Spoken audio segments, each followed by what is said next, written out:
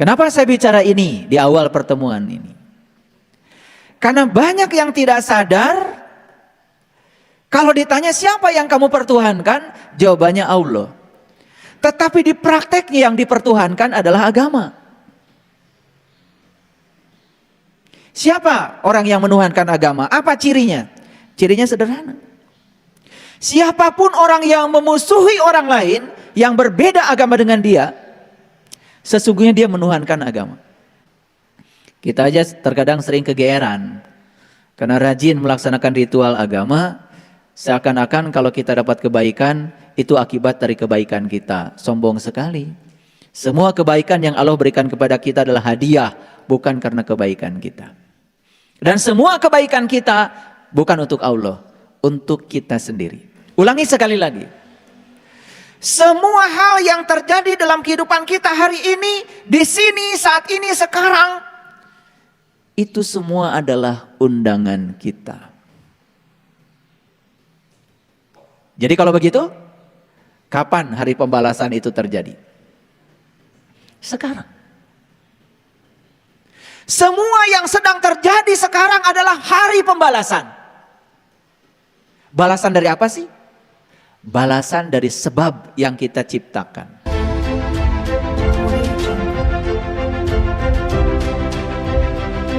Jadi kalau agama di dalamnya syarat dengan pesan-pesan kebencian, pertikaian, itu bukan salah agama.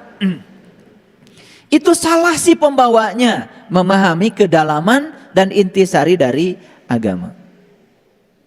Hari ini, di sini, sekarang, dunia ini sedang butuh agama yang ramah, bukan agama yang marah. Sekali lagi, semesta ini sekarang sedang butuh agama yang ramah, bukan agama yang marah. Jadi kalau orang beragama tapi marah-marah, ada yang salah itu. Prinsip kemanusiaan yang paling universal, yang tidak bisa ditolak oleh kita, adalah perbedaan.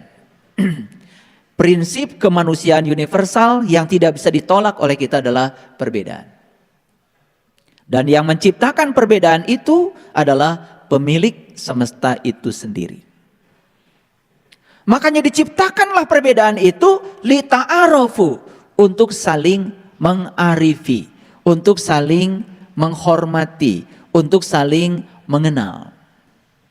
Makanya begitu kita tidak mengenal, maka kita akan terjebak pada keinginan untuk mempersamakan semua yang berbeda. Disitulah akan timbul yang namanya pertikaian. Pertikaian terkecil yang akan terjadi tentu saja di rumah. Makanya Rasulullah mengatakan nikah itu setengah agama. Karena nikah itulah latihan dasar untuk bisa menghargai prinsip kemanusiaan yang universal yang bernama perbedaan. Makanya suami istri disebutnya juga pasangan. Pasangan jelas kiri kanan, pasangan jelas berbeda. Makanya siapapun yang mencoba ingin menyamakan perbedaan, bersiap-siaplah untuk memasuki cekcok dan pertikaian yang tidak akan pernah ada habisnya. Ya toh?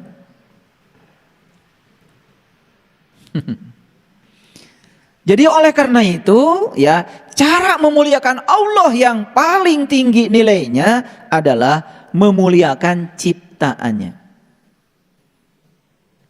Jadi aneh ya, Allah yang gaib disembah terus, dipuji-puji, tapi Allah yang nyata dihina dan dinistakan.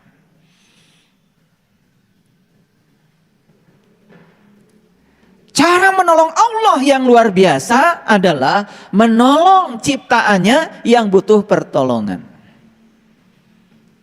Jadi Allah yang maha segalanya tidak membutuhkan pertolongan kita. Allah hanya menginginkan kita menolong orang-orang yang butuh pertolongan. Yang lemah ekonominya, tolong sama yang kuat. Yang kegelapan, tolong sama yang sudah terang. Yang belum sadar, tolong oleh mereka yang sudah sadar. Yang penuh dengan kebencian, tolong oleh mereka yang sudah berlimpah cinta kasih dan welas asihnya. Itu saja sebetulnya. Dan siapa yang berhasil menolong orang yang butuh pertolongan, dia sebetulnya sudah menolong Allah. Ini kunci-kunci ya yang saya sampaikan, kunci-kunci yang akan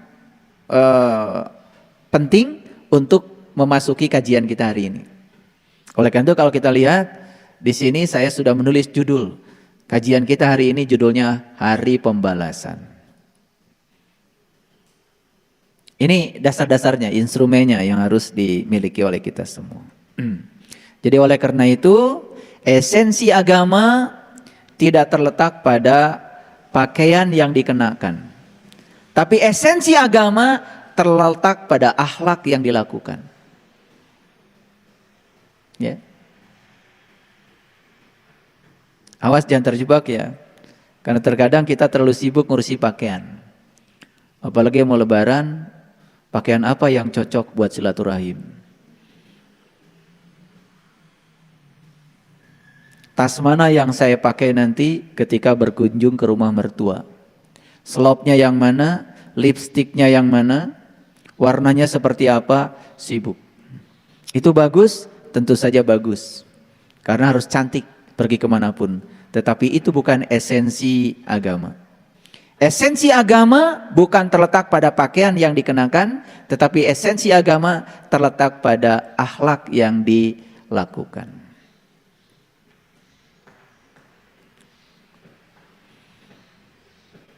Kenapa saya bicara ini di awal pertemuan ini? Karena banyak yang tidak sadar, kalau ditanya siapa yang kamu pertuhankan, jawabannya Allah. Tetapi di prakteknya yang dipertuhankan adalah agama. Siapa orang yang menuhankan agama? Apa cirinya? Cirinya sederhana.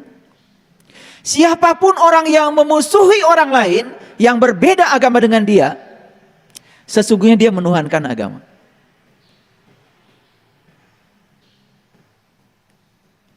Siapapun yang memusuhi orang lain yang dianggap melanggar moral, dia benci pada orang lain yang dianggap tidak bermoral oleh dirinya, sebetulnya dia sudah menuhankan moral. Kalau dia menuhankan Allah, apa sifat Allah yang paling utama? Allah itu bisa menerima semua makhluk apa adanya, karena begitulah Allah. Coba, yang jahat melakukan kejahatannya kan bernafas. Yang baik melakukan kebaikannya bernafas. Betul nggak? Seperti itu Allah, cara menghargai makhluknya. Dan sama sekali Allah tidak pernah membeda-bedakan. Cinta kasihnya beliau itu tanpa batas pada semuanya. Kita aja terkadang sering kegeeran karena rajin melaksanakan ritual agama, seakan-akan kalau kita dapat kebaikan, itu akibat dari kebaikan kita. Sombong sekali. Semua kebaikan yang Allah berikan kepada kita adalah hadiah, bukan karena kebaikan kita. Dan semua kebaikan kita bukan untuk Allah, untuk kita sendiri. Sekali lagi, semua kebaikan kita tidak ada yang untuk Allah. Semua kebaikan kita untuk diri kita sendiri. Kalau kita melakukan kebaikan dan kemudian kita dapat hadiah kebaikan dari semesta, itu hadiah. Dan Allah memberikan apapun pada kita tidak atas nama kebaikan atau keburukan kita, tapi hadiah. Jangan baru seminggu rajin sholat tahajud, kemudian bisnisnya berhasil, tiba-tiba diklaim, kalau bisnis saya karena saya rajin tahajud. Itu sudah menghina tuh kepada Allah. Seakan-akan Allah tuh harus dirayu untuk memberikan kesuksesan kepada kita dengan tahajud kita. Itu sudah menempatkan Allah tuh seperti penjaga gudang yang menjaga semua keinginan-keinginan kita, dan kita rayu-rayu Allah supaya Allah mengeluarkan semua yang dijaga di gudangnya untuk memenuhi harapan-harapan kita. Camkan kata-kata saya. Tidak ada kata-kata saya yang sia-sia. Satu kata camkan. Saya kalau berbicara sebisa mungkin tidak banyak kata. Dan sebisa mungkin setiap kata yang saya ucapkan itu memiliki tujuan untuk menyampaikan pesan saya.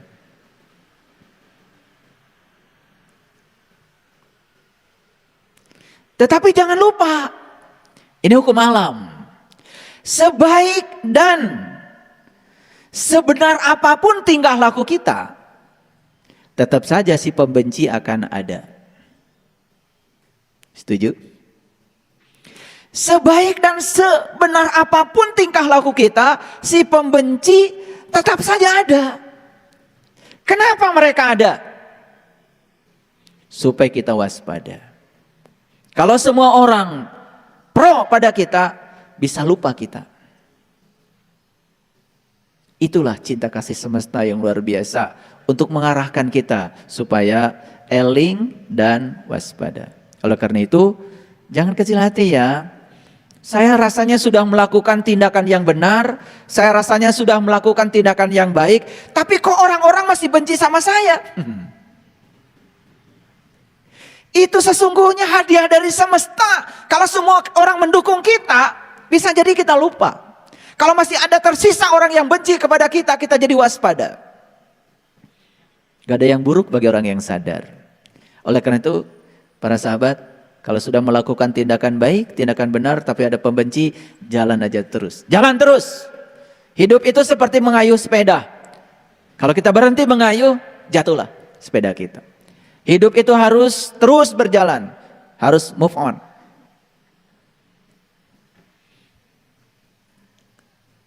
Oleh karena itu, saya mengajak para sahabat semua, mari kita mempercantik dunia yang sudah cantik ini. Itu yang dikatakan leluhur kita, memayu hayuning bawono. Mempercantik semesta yang sudah cantik ini. Karena Allah sudah menciptakan semesta ini begitu cantik. Dan tugas kita datang ke semesta, mempercantik semesta yang sudah cantik. Gimana cara mempercantiknya? Berhenti bertikai. Berhenti memecah belah. Jaga kasih sayang, jaga persaudaraan, jaga persatuan. Keren tuh. Disitulah kita punya kesempatan untuk mempercantik semesta yang sudah cantik ini. Mau nggak semua berkontribusi untuk itu? Kalau mau, ayo. Kesempatan kita cuman saat ini, di sini, sekarang. Tujuan hidup yang sebenarnya adalah hidup itu sendiri.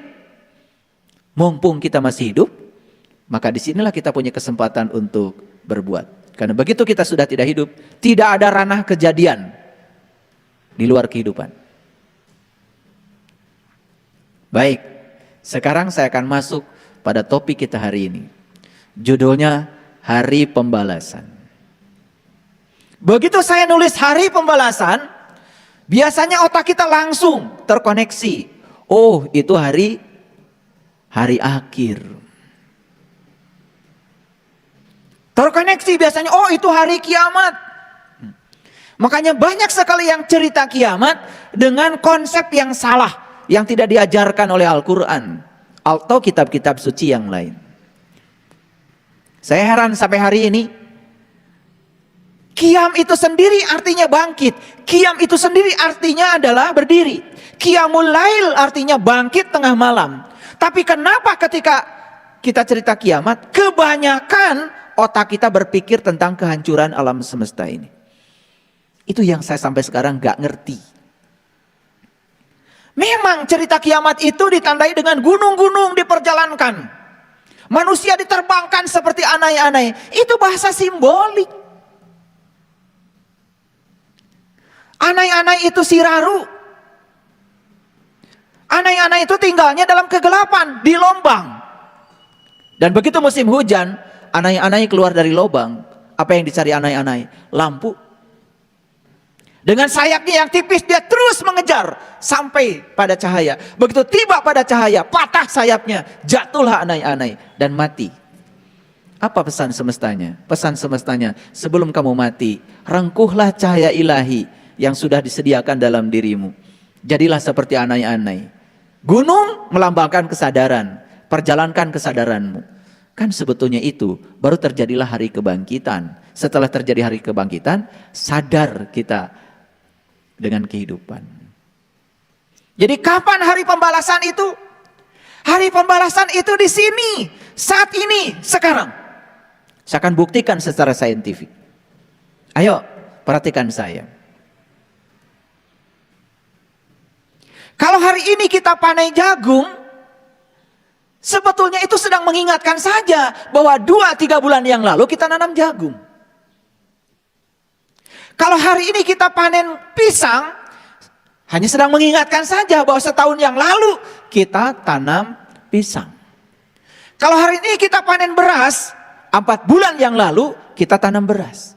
Jadi semua yang terjadi hari ini dalam kehidupan kita sebetulnya sedang mengingatkan apa yang pernah kita tanam di masa lalu.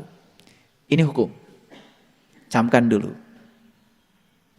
Jadi siapa yang mengundang seluruh kejadian hari ini? Siapa yang mengundang seluruh peristiwa yang terjadi pada kita hari ini? Siapa? Kita sendiri. Jadi kalau begitu, semua peristiwa yang sedang terjadi dalam kehidupan kita hari ini, itu adalah tamu undangan. Kita sendiri yang mengundangnya. Aneh sekali. Kita sudah sebar surat undangan, dan surat undangan sudah sampai di tamu undangan, dan tamu undangan sudah datang memenuhi undangan, tetapi sang pengundang menolak semua yang diundangnya. Aneh? Aneh? Aneh. Ulangi sekali lagi. Semua hal yang terjadi dalam kehidupan kita hari ini, di sini, saat ini, sekarang, itu semua adalah undangan kita. Jadi kalau begitu, kapan hari pembalasan itu terjadi? Sekarang. Semua yang sedang terjadi sekarang adalah hari pembalasan. Balasan dari apa sih? Balasan dari sebab yang kita ciptakan. Ulangi. Balasan dari apa? Balasan dari sebab yang kita ciptakan. Jadi balasan itu apa sesungguhnya? Balasan itu adalah akibat. Ulangi. Ada sebab, ada akibat. Ada aksi, ada reaksi. Jadi balasan itu adalah akibat dari sebab yang kita ciptakan. Kapan terjadinya hari pembalasan? Berlangsung setiap saat, berlangsung setiap waktu. Bahkan sekarang hari pembalasan itu sudah terjadi. Baik, kita buka slide pertama. Bisa lihat semua ke sini? Silakan lihat. Cukup besar ya. Sebab baik akan mengakibatkan akibat baik.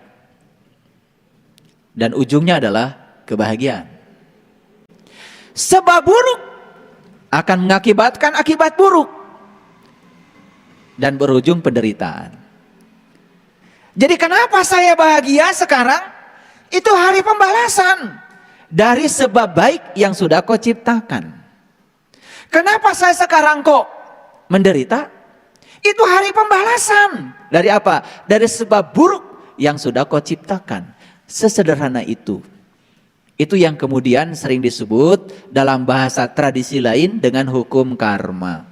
Kalau kita mengenal Yaumiddin, hari pembalasan. Jadi beda bahasa saja.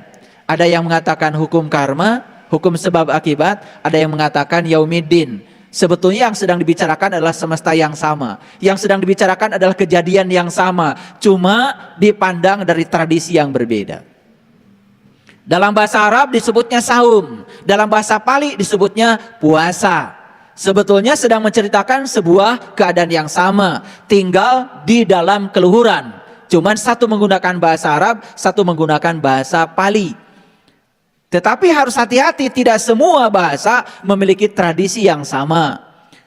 Oleh karena itu maka kita harus belajar etimologi bahasa kalau ingin memahami sesuatu. Makanya saum dan puasa bisa sama, bisa juga berbeda, tergantung sudut pandang. Saya tidak akan membahas itu karena di ceramah-ceramah saya sebelumnya sudah terlalu banyak saya membicarakan itu secara dalil dari kitab suci maupun dari tinjauan saintifik. Bahkan saya sudah menjelaskan apa peran saum secara medis. Itu luar biasa ya, ternyata luar biasa. Baik ya, sebulan setelah kita saum jangan lupa pertahankan kebiasaan tubuh yang sudah diperoleh agar ya protein autopagisom yang diperoleh itu terus menerus bisa diproduksi. Makanya setidak-tidaknya para sahabat nanti melaksanakan saum seminggu 2 kali, Senin dan Kamis. Itu kan dianjurkan oleh Rasulullah. Karena akan saya buktikan hari ini bahwa makanan itu adalah pengurang kesadaran. Makanya ada kata-kata bijak dalam sebuah kitab suci yang mengatakan seperti ini. Manusia yang terus mengangan-angani, memikirkan tentang kesenangan hidup, maka berikutnya dia akan memiliki panca indera yang tak terkendali. Ketika dia sudah tidak bisa mengendalikan panca inderanya, yang paling berbahaya bagi dirinya adalah dia akan melampaui batas dalam makanan. Dan orang-orang yang melampaui batas dalam makan, selalu makan yang enak, tubuhnya menjadi kuburan. Penyakit mulai banyak datang. Kolesterol, diabetes, darah tinggi, macam-macam penyakit mulai datang. Kinerja tubuh sudah tidak fungsional lagi. Kalau kinerja tubuh sudah tidak fungsional lagi, produktivitas menurun. Yang terjadi berikutnya adalah malas.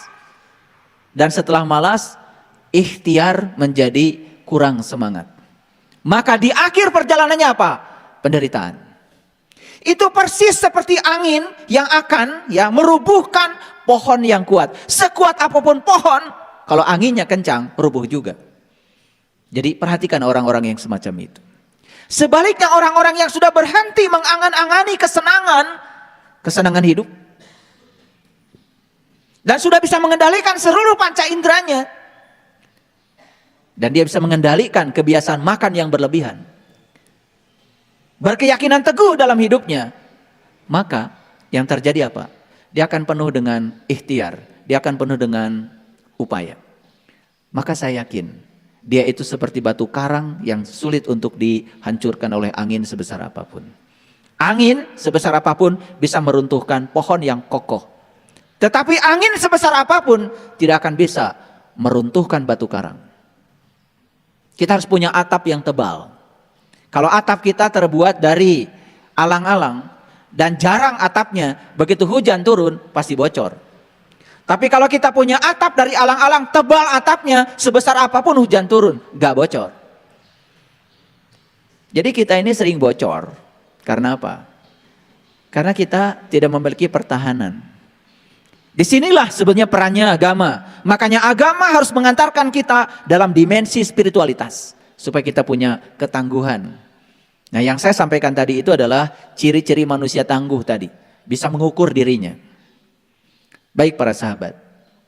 Sebab baik diakibatkan oleh niat baik. Sebab buruk diakibatkan oleh niat buruk. Jadi kalau kita berbicara hari pembalasan, berbicara tentang karma, kunci utama adalah niat. Kenapa? Saya katakan tadi, niat menghasilkan pikiran. Pikiran menghasilkan kata-kata. Kata-kata menghasilkan perbuatan. Itu mekanismenya. Jadi semua berawal dari niat. Jadi oleh karena itu saya berani mengatakan bahwa sebetulnya penentu hari pembalasan itu adalah niat. Jadi kalau karma adalah niat yang sudah menjadi perkataan, tindakan yang memenuhi hukum sebab akibat, maka setiap aksi pasti ada reaksi. Ayo lihat saya semuanya.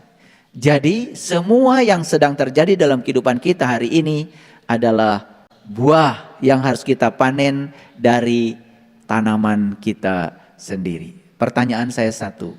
Siap menerima hasil panen? Siap menerima hasil panen? Siapa yang menanam? Anda. Siapa yang memanen? Anda.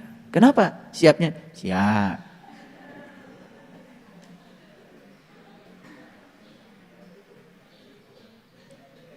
Siap. Kenapa tidak siap? Gitu. Karena kita sudah sadar sekarang, oh ternyata semua yang terjadi dalam kehidupan saya hari ini adalah buah yang harus dipertanggungjawabkan oleh saya. Hasil tanaman saya sendiri. Belajar dong gentleman. Belajar menjadi penanggung jawab pada semua tindakan yang kita buat sendiri. Kita sering jadi pengecut. Berani berbuat, tetapi tidak berani bertanggung jawab. Nah loh, itulah sumber penderitaan kalian. Dan saya bilang sekali lagi, Yang membuat manusia menderita bukan kenyataan hidup. Yang membuat manusia menderita adalah penolakan dia terhadap kenyataan hidup. Saya kasih tahu ya, sekali lagi, tidak ada kenyataan hidup yang membuat seseorang menderita. Karena semua penderitaan berasal dari penolakan dia terhadap kenyataan. Mungkin kita sakit. Rasa sakit yang ada pada tubuh kita itu hukum alam, itu alamiah dan tidak bisa ditolak. Tapi menderita karena rasa sakit itu pilihan. Emang saya belum pernah sakit? Saya hidup sekarang dengan 1 ginjal. Itu pelajaran yang sangat luar biasa untuk hidup saya. Dan saya harus kehilangan ginjal kanan saya. Sakit? Sakit itu alamiah. Ketika dioperasi, dikeluarkan, dirobek-robek perut kanan sebelah kanan ini. Dan kemudian dijahit bagian dalam. Kata dokter ada puluhan, bahkan mungkin saja lebih dari puluhan pembuluh darah yang harus diikat kembali. Karena itu ginjal. Bagian yang sangat penting untuk saluran darah. Kata dokter, saya harus istirahat 3 bulan. Saya istirahat 3 hari, alhamdulillah. Sampai di rumah kering. Saya yang cabut selang-selangnya semua. Dan saya yang ngurusi semuanya. Sendiri. Karena gak ada yang berani lihat luka. Dari sini menganga sampai sini. Seminggu setelah itu, saya pergi ke Samarinda. Ada kajian di sana. Waktu itu Samarinda dari Balikpapan belum ada jalan tol seperti sekarang. Dan saya pergi dari sini ke Balikpapan, dari situ kemudian jalan 5 jam ke Samarinda. Sampai di sana saya tidak berkurang aktivitas saya.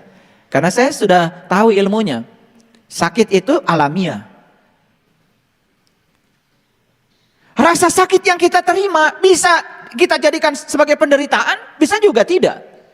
Saya cuma mendengar aja suara tubuh saya. Dan saya berterima kasih. Tubuh saya masih bisa bicara lewat sakit. Karena dengan itu saya mengerti bahasanya. Setelah itu rubah total cara hidup saya. Mohon maaf, saya sudah tidak tertarik lagi dengan makanan seenak apapun. Sepanjang itu tidak saya butuhkan.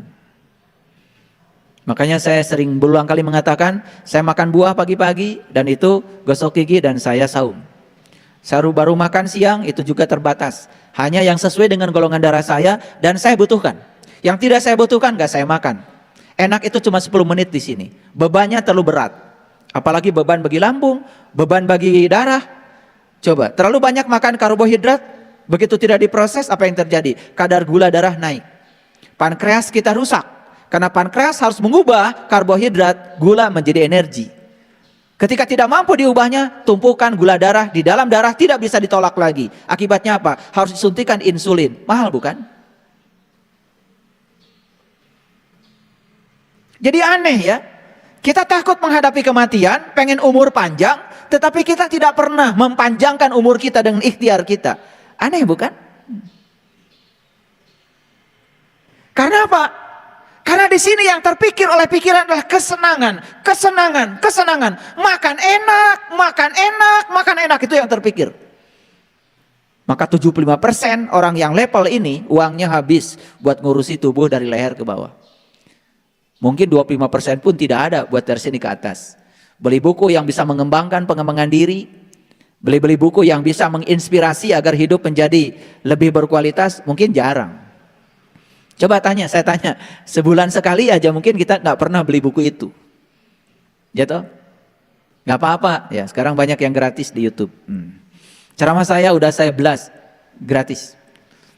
Dan kalau para sahabat mendengarkan kajian-kajian saya, kemudian membaca buku yang terbaru sekalipun tentang pengembangan diri, itu sudah masuk di situ. Itu artinya apa? Artinya saya sudah merespon semua buku itu. Ada buku apa yang terbaru? Pasti saya tahu. Dan saya belanja buku itu. Tetapi buku itu tidak saya baca. Sekedar dibaca.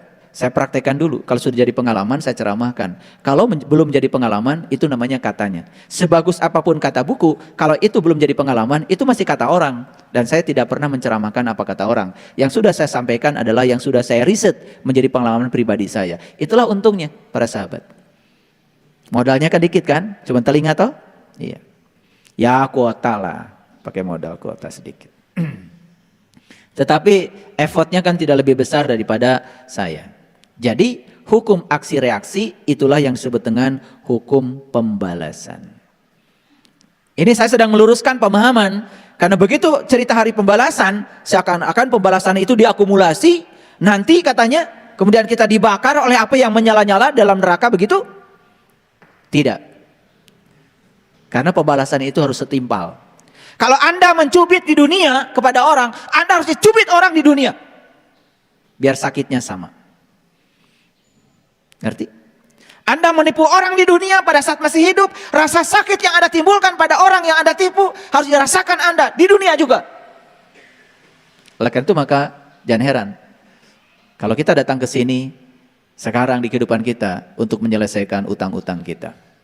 Dan utang kita akan diselesaikan di kehidupan. Karena kita menciptakan utang di kehidupan, bukan? Sakit yang kita timbulkan kepada makhluk lain akan datang dengan sakit yang sama. Anda memotong ayam, kira-kira ayam sakit gak? Pernah tanya gak sama ayam? Pernah tanya gak? Gak perlu tanya, belajar merasa sebelum terasa. Belajar merasa sebelum terasa. Coba bikin saja luka di tanganmu selebar luka yang kau timbulkan pada leher ayam. Harus begitu eksperimennya. Kalau tidak bisa merasa sebelum terasa, bikin aja luka selebar itu yang kau timbulkan pada ayam, timbulkan pada dirimu. Rasa sakit yang dialami oleh ayam sama dengan rasa sakit yang dialami oleh dirimu. Dan kau akan merasakan rasa sakit yang sama. Makanya kita di dunia ini belajar mengurangi karma dari akibat rasa sakit akibat tindakan kita kepada orang lain. Yang namanya makhluk hidup namanya pasti ingin hidup, tau? Saya tanya, semut pengen hidup? Ayam pengen hidup? Ular pengen hidup? Kupu-kupu pengen hidup? Sapi pengen hidup? Kambing? Semua makhluk hidup pengen hidup. Belajar merasa sebelum terasa. Anda juga makhluk hidup. Bukankah Anda pun pengen hidup? Kenapa Anda pengen hidup tapi Anda membunuh orang lain, makhluk lain yang sama-sama pengen hidup? Kan tidak adil. Merasa diri sebagai penguasa semesta lalu melakukan tindakan yang tidak adil. Itu sebabnya kurangi menyakiti makhluk lain. Kalaupun harus terpaksa memotong ayam, doakan ayam. Semoga saja ruh yang keluar dari tubuh ayam itu dikasih tubuh yang baru. Dan kita menimbulkan rasa sakit itu bukan hanya pada yang rendah. Terhadap manusia pun terkadang kita tidak bisa merasa sebelum terasa. Di mana ulas asih kita? Baik, kalau gitu lihat semuanya di layar monitor ini. Apa sesungguhnya karma itu? Karma adalah suatu bentuk tanggung jawab atas kehidupan seseorang yang harus kalian selesaikan. Harus diselesaikan. Kalau gak selesai, kita akan terjebak oleh hidup mati secara berulang terus menerus.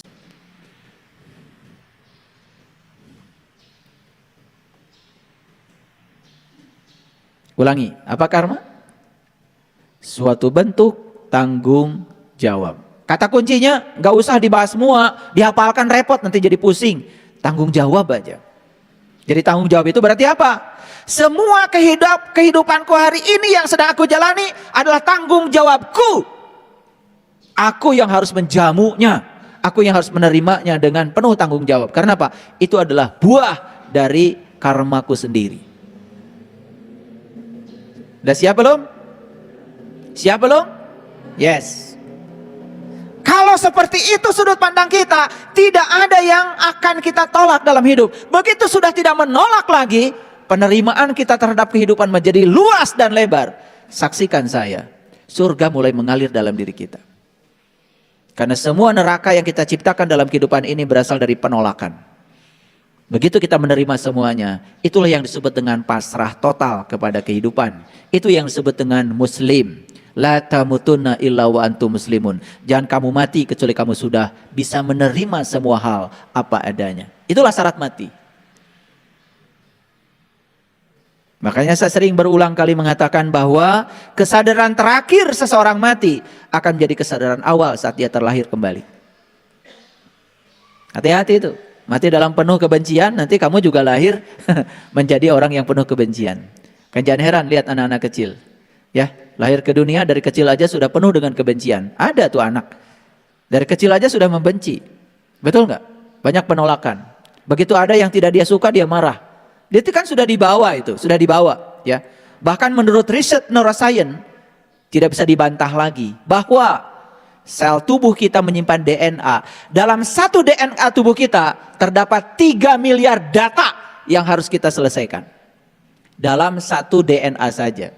Kita punya 100 triliun sel, berarti kita punya 100 triliun DNA. Satu DNA 3 miliar, sekarang 3 miliar kalikan 100 triliun. Berapa banyak data yang harus kita selesaikan dalam kehidupan ini?